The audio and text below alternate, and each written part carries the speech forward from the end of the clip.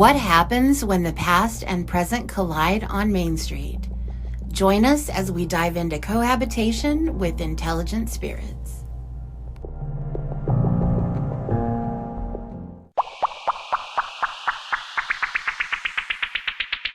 Hey there, everybody. This is Heather. And this is Michelle. We are East Valley Paranormal, and welcome to the Paranormal Pool.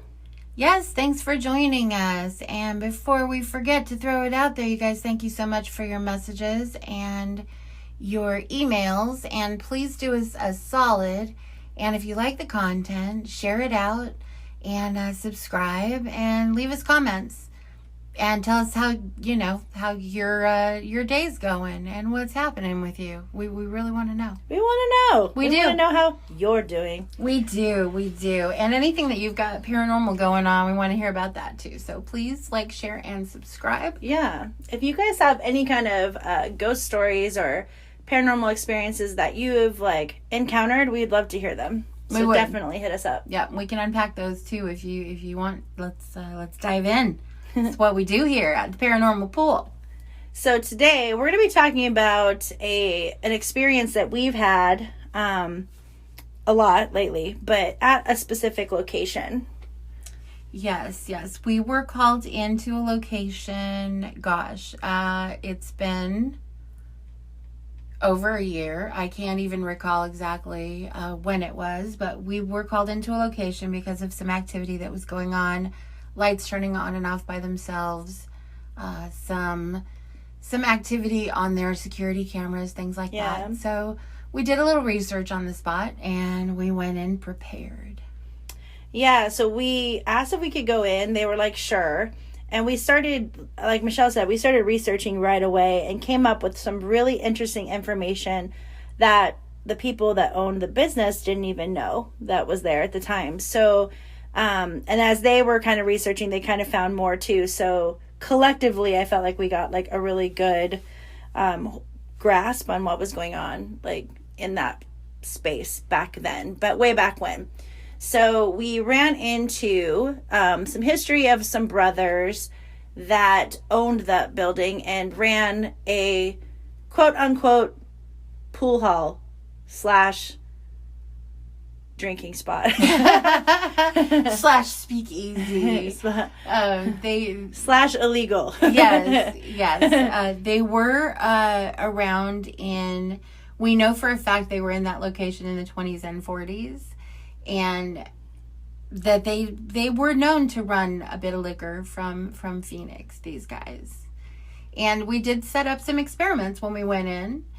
We set up a card game so we could play games with them and see if we could draw them out. And we did ask to get some drinks. Yeah. And we did, after we asked for some drinks, get some bottles popping on our EVP's recording. That was the weirdest thing. I remember us listening to that back and going, wait, what is that? And then rewinding it so many times and being like, is that bottle caps hitting the floor?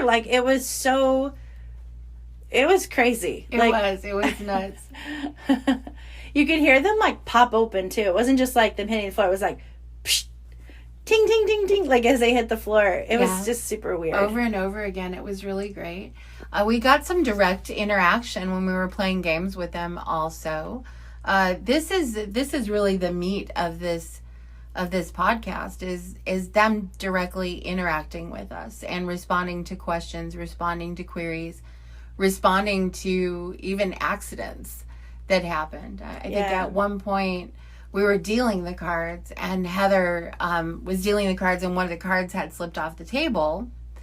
And she said, oh, hey, sorry about that. And the response was, be careful.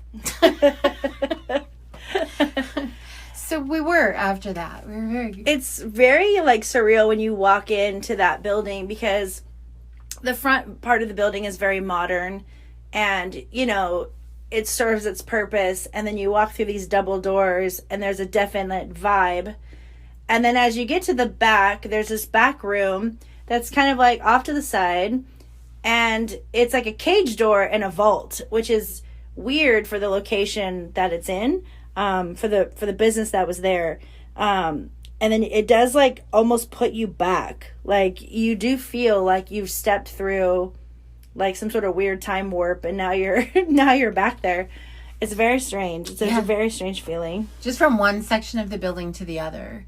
And I think we finally maybe figured out that the original building was the back portion of the building. Mm-hmm. Just looking at the way the old pictures from downtown, how far across the street was. I mean, the streets were very wide. So much wider than they are now. So we've got a lot of space in there. People even parked in the middle of the street.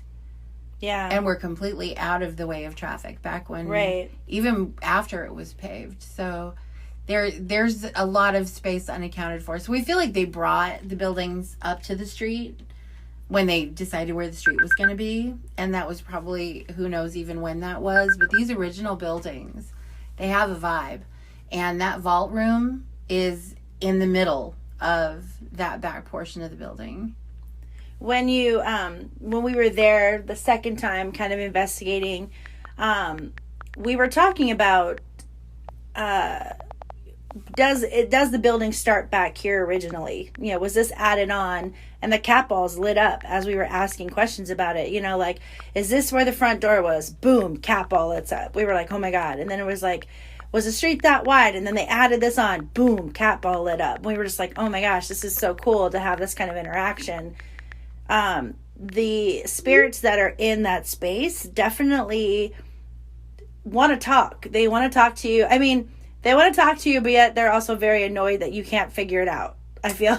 Yeah, they don't have a lot of patience, these guys. And it's okay. I mean, honestly, we did dig deep into the history, and some of these guys worked with some very infamous people of the time. Yeah. That were back east. I mean, and we'll just say it out loud. The mafia had connections here in Mesa, in downtown Mesa, and these guys were directly connected to them. Mm-hmm. It was really funny. It's like they want to tell you what's going on, but it's almost like they're like, why can't you figure this out? And when we go in the vault, they're like, what are you doing in here? Yeah. We even got an EVP that said, get out of there, asshole. Yeah, you definitely, when you step into the vault, even the second time we were in there, I stepped into the vault at one point by myself, and I was like, I am not, you're not welcomed in there. I mean, nothing's going to happen, it's not dramatic or anything, but you know, when you step into the room and everyone's talking smack about you and they don't particularly or they're like side-eyeing you, I definitely feel when I step into the vault, everyone's like side-eyeing, like, what are you doing here? Who are you? Get out, They do surround you. They want to know why you're in there, that's for sure. They're still very protective of that space. And I'm sure that's where all the big dealings went down. And this vault is massive. It is. It's so big. It's like the size of a bathroom. Yeah, it's so big. With a big vault in the corner. So there's like a cage room that's a vault. And then within that vault, there is a safe. Yeah. In the corner. So there's like a safe within a safe. Yeah, and the safe is massive. Like, it takes up the whole back corner of the vault. And to me, I was like, I feel like because I've watched way too many movies, that we could open that safe and there's like a hole in the ground.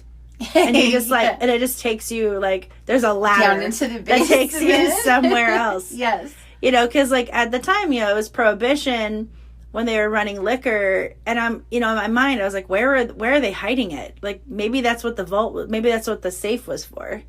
But it wasn't that big though. They would have had, I mean not a barrel. Yeah. I mean, you could put a barrel in there. Yeah, you could put a couple of barrels in there, but I feel like maybe it did connect. Yeah. So this kind of segues into this business. It actually, there's no one in it anymore right now. Unfortunately, the people that we very much love, they have suffered a couple of floods. The first one was almost to the day a year ago. And then again, this last one devastated the entire business. So we were going in there seeking answers as to why is this happening? Why is the place flooding? Mm-hmm. What can we do to provide some sort of answers for the business owners. And they told us several times, even though we were told that there's no basement for this building, they told us several times basement. Over and over again said basement. And then even told us where to dig to find the basement, actually. So Michelle's in an Estes method, and she's like doing a spirits box session, and she in the vault. She's sitting in the vault by herself. We're sitting on the outside. We can kind of hear her.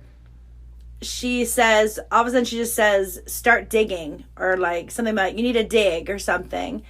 And me and the owner of the business looked at each other, and the owner goes, where should we start digging? And Michelle goes, without skipping a beat.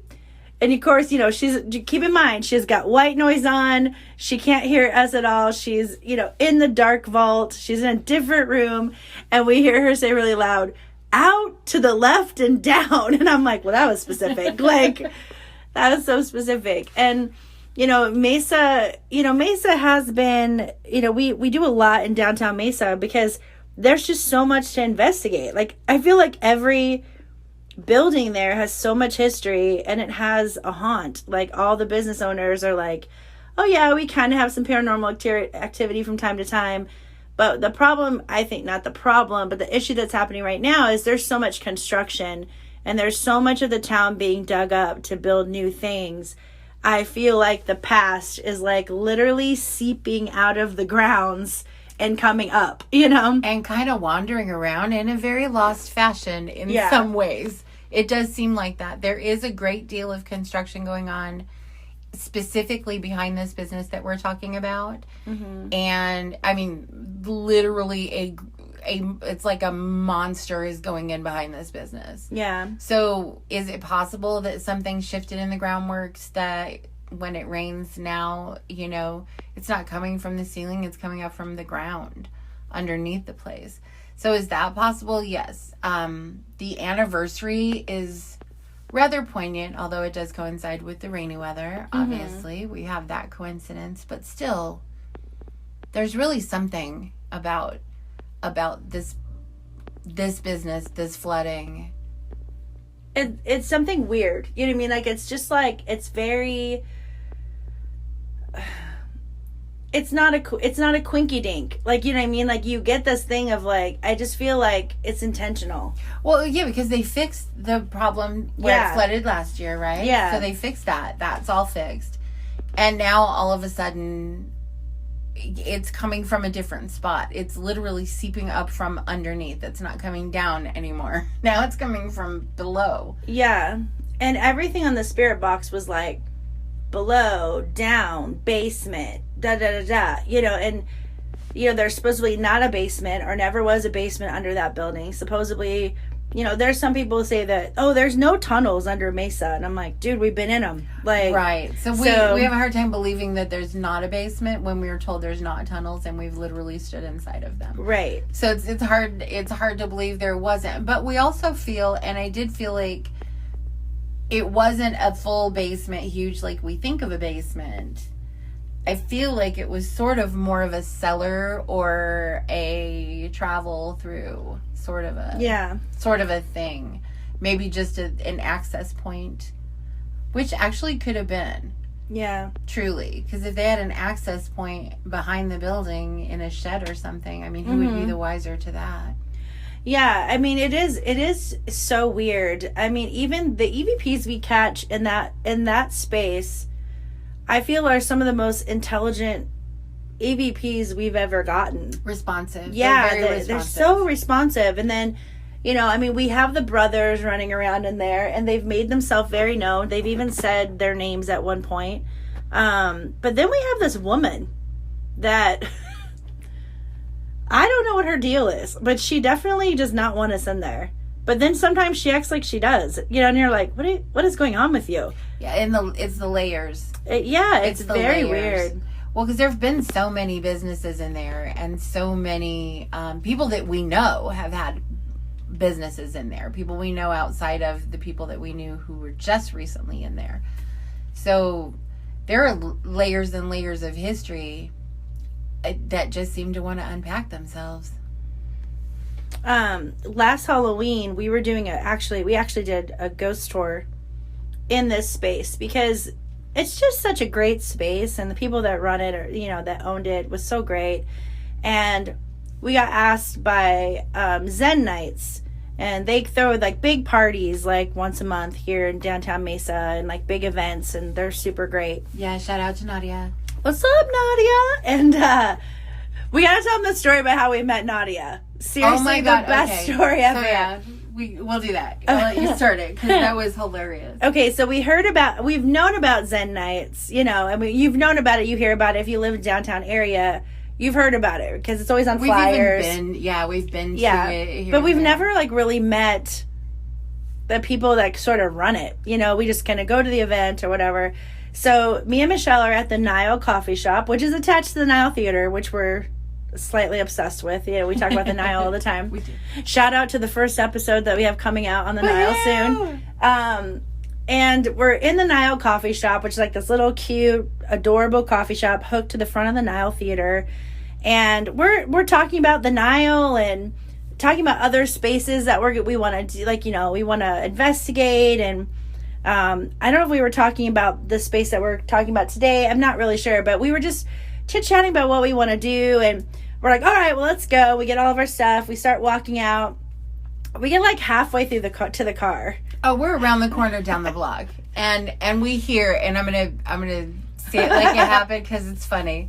Well, because she thought my name was Rochelle, so I hear Rochelle being yelled, and I think, well, that's kind of close. I should probably turn around and see what's going on. And I turn, and it's this beautiful woman, and she's flagging us down. And we're like, okay, well, she's clearly talking to us. So we're gonna go back over there. Turns out her name is Nadia, and she's amazing, and she is one of the co-creators of Zen Nights. And she wanted us to be involved, and that's how we met. And we were literally sitting 10 feet away from them in the coffee shop while they were talking about us, but we didn't know they were talking about us because we were talking about other stuff, something else, and just left and sort of, we didn't say anything as we passed. We didn't waver. I guess if we had stopped and said, hey, Michelle, good to see you, she would have gone, oh, by the way, we're just talking about you. Yeah, so we walked past their table, and walked out, and I guess the barista said, hey, and she heard them talking and said, yeah, she said, hey, you guys know that was them, right, that you're talking about? They were just sitting next to you. They just walked out. And Nadia flew out of her chair and in high heels. In high heels. Take off running. So that's how we met that beautiful woman. And so she asked us to do Zen Nights and was like, it'd be great to do a ghost tour. It's close to Halloween. And we're like, yeah. At first we were like, what are we going to do? Should we walk down the street? And then we started thinking about this location and just the great history behind it. And it's such a great space. And we're like, maybe they'll let us do the ghost tour out of there. And they were super cool about it. And they're like, yeah, bring them in. That'd be awesome. And so we had people shopping afterwards. Yeah, too. It was so great. It was so good. So it was really cool. They just showed up, got to our booth. They picked a time. I think we had like 5 tours, maybe, or 5 or 6. I feel like we had 5 or 6. I feel like there were 20 that night, but legit, I think we only had 5 or 6 tours. I think we had like 5 or 6 tours, and people would just walk up. We give them a time slot. They'd book their time, and then they'd come back at that time. And Michelle and it was either like Michelle or Parker, Michelle or JD. I stayed at the table, and they'd walk them back down this back alley, which is a creepy. Those back alleys are weird at night. And we walked him back to this back alley and then into the space to do the ghost tour. And it was fun because I didn't have to walk everybody around and give the whole tour. It was very fun for Heather. Michelle was like, I'm dying. No, it was fun for me too. It was. Because just to see people's reaction about a tour, because you have the people who are like, I hope I see an apparition and I hope it says my name and smacks me in the face. Like, they're all into it. And then you have the people that are like deathly afraid, do not want to go, but their friend is dragging them and they're almost in tears because they don't want to go. And then you have the non-believers that are like, I'm going to go because I'm going to like shit all over this when it's over. And then, then you have the people that are just excited to be there. So I don't know. It's so great to people watch as they're as they're going in, because as Michelle starts to walk them back into this dark alley, and she's just like dun dun dun, dun and just takes off. She's like storming into the in down the alley. These people are kind of clinging on to each other and like holding each other, and I'm like, this is actually really funny to watch from back here, because I don't know, I just find that I love it's like going into a haunted house with your friends, and you're laughing, but you're holding on to each other. And you're falling over shit. Because you're like, what's going to happen? Yeah. Like, what's going to happen? So that you could tell there was a lot of people that were really nervous. And that was a very fun night. We had a lot of colorful, we had some happen. Amazing tourists. And we had, and tourists being the tourists, the two people who took the tour. And we had some crazy.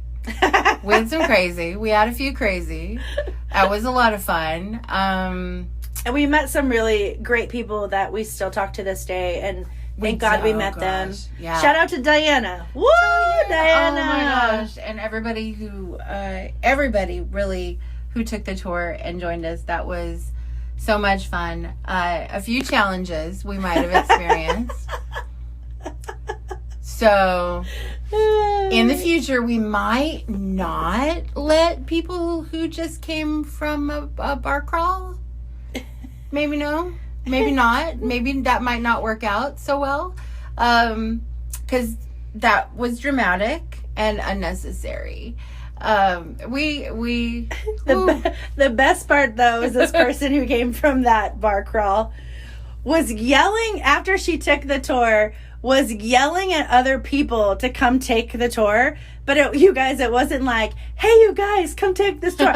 She would point at somebody very aggressively and be like, hey, MFer, take this motherfucking tour. And we were like, oh my God. It was so funny. Like, I can't even think about how she was aggressively yelling at people. Right. And I feel like she was probably more drunk than she realized and would be very embarrassed if we called her out, which we won't do.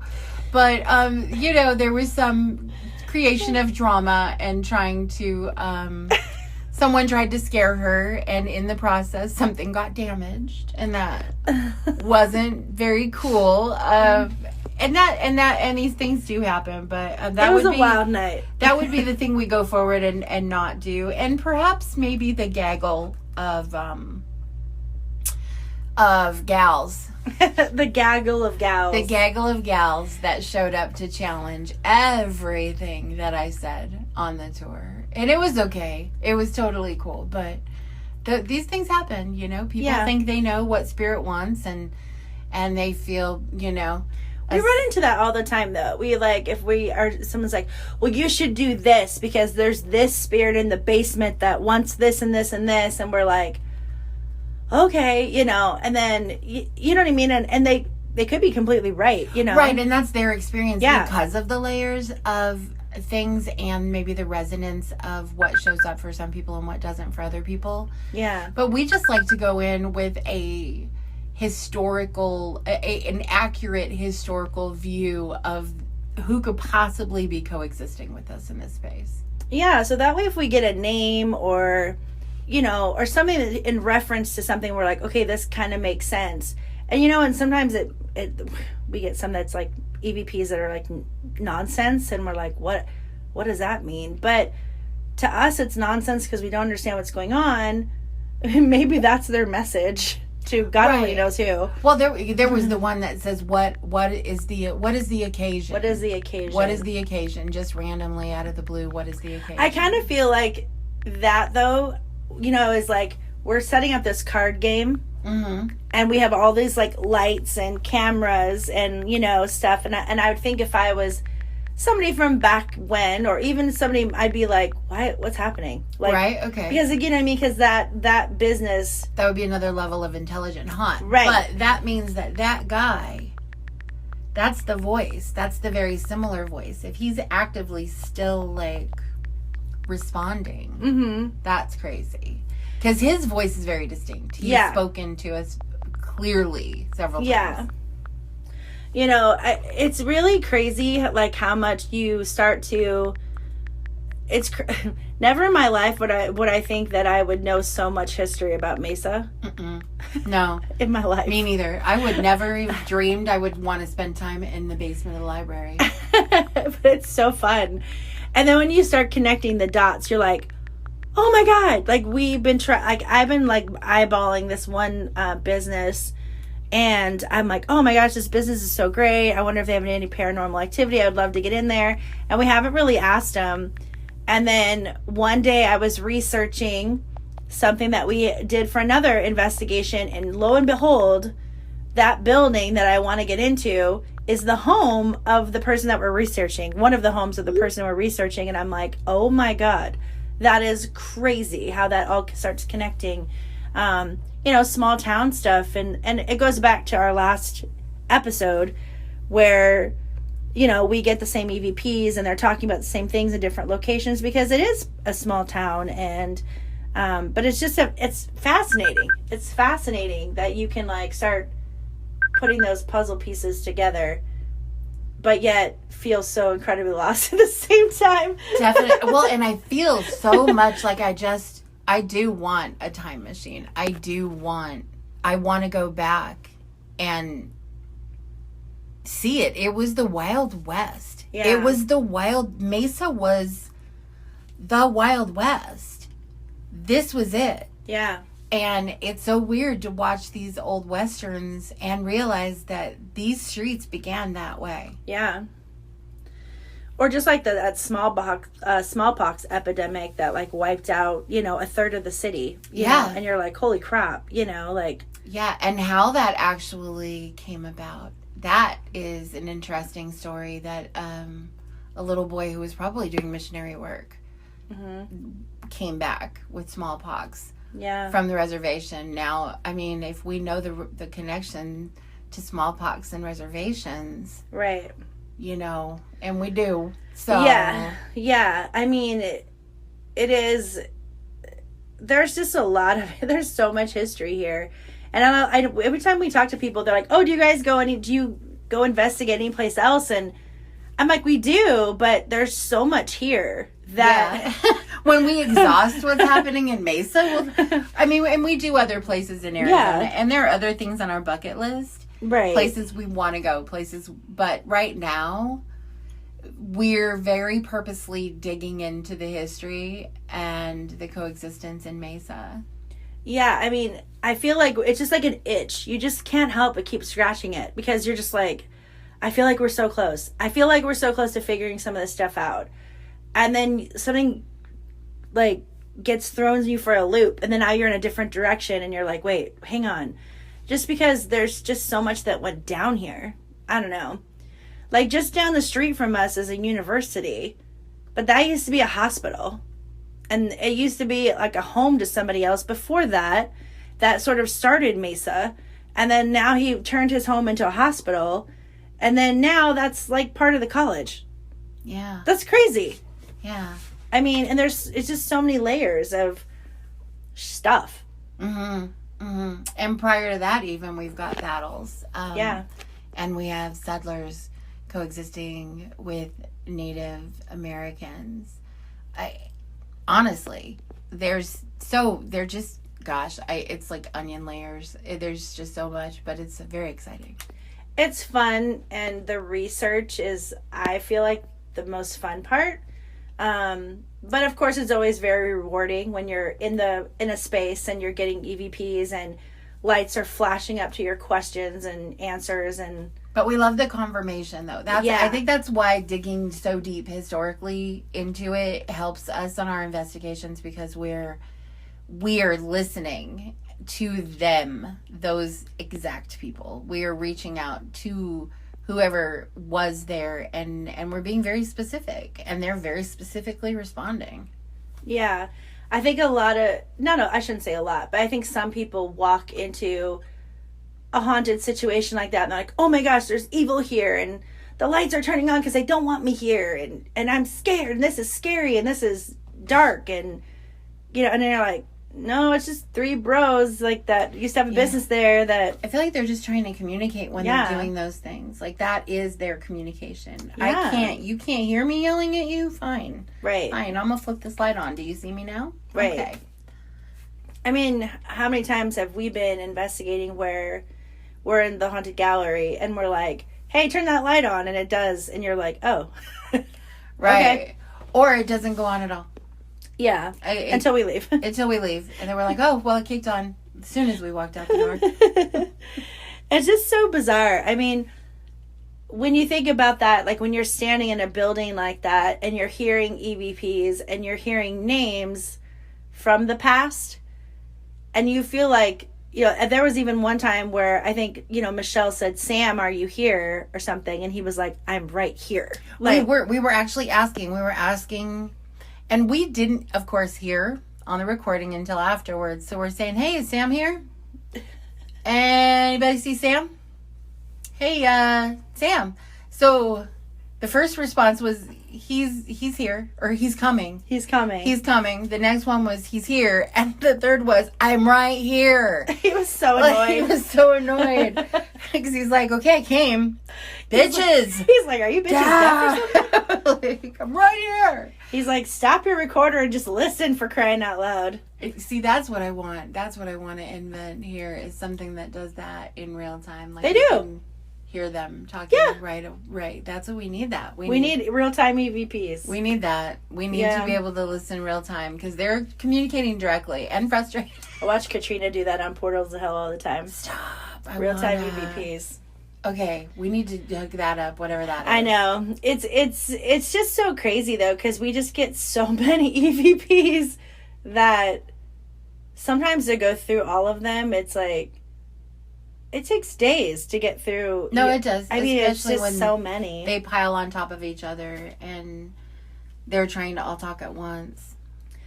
I don't know. We're still trying to figure out, like, as they keep digging up the city and adding new things, we're just so curious to what spirits of the past, you know, that are still with us, obviously, what they think. You know, are they displaced? Are they agitated right now? Yeah. Are they agitated because of all the groundworks that's going on? Right. And especially if they were in that tunnel or they were in that building and now they're destroying it. And, you know, I mean, famously, you know, usually a lot of haunts is when people do renovations and stuff like that. And so, you know, they're renovating pretty much the whole city. And I feel like the paranormal activity is like kicking up rapidly again. yeah. And if they are having to go in to tunnels that, Right. and they are having to, say, collapse them or whatever it is that they're having to do with that, that's obviously going to displace energy. Yeah. Energy is still traveling around underneath the city. That is super evident to us every single time we investigate down here. Mm-hmm.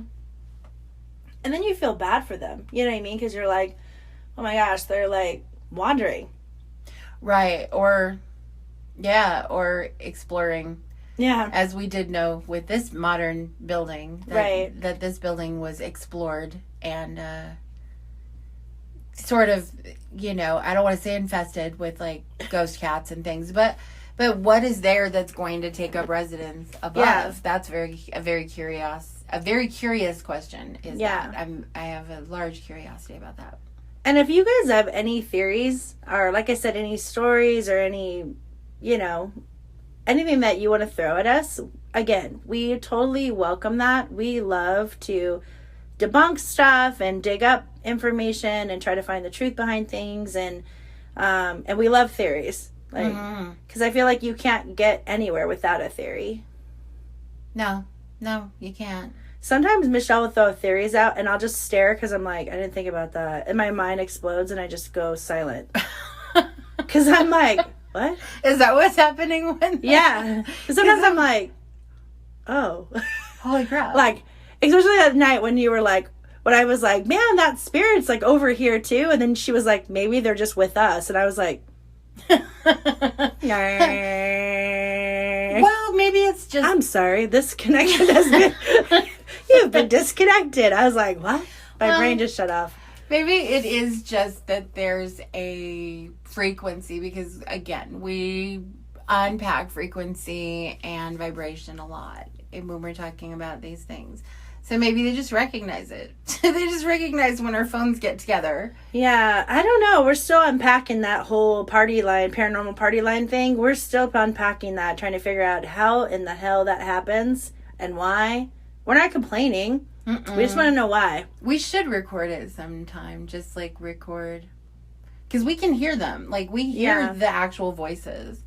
So it's like we have roommates, but we can't see them and they don't eat our food. So we don't notice them until they yell into our devices. But they don't pay rent either. No, they don't. So. Those bastards. Right. Hold up. Wait, backtrack.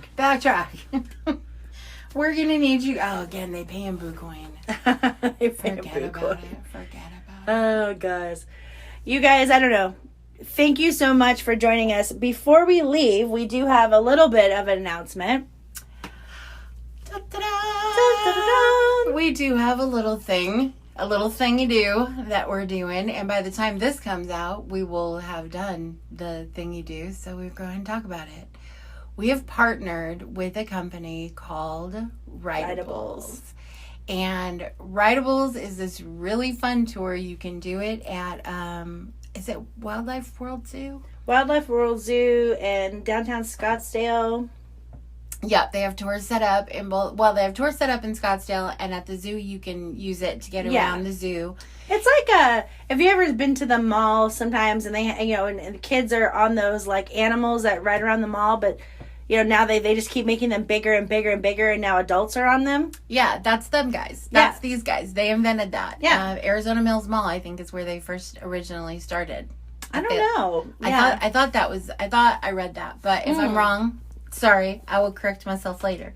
But they have the coolest thing, and we weren't really sure how we were going to feel about it at first until... Well, we didn't really know where we were going to fit in. Yeah, we didn't know what we were going to do. They just kind of called us out of the blue, and we were like, so that sounds cool, but what do we do? Right?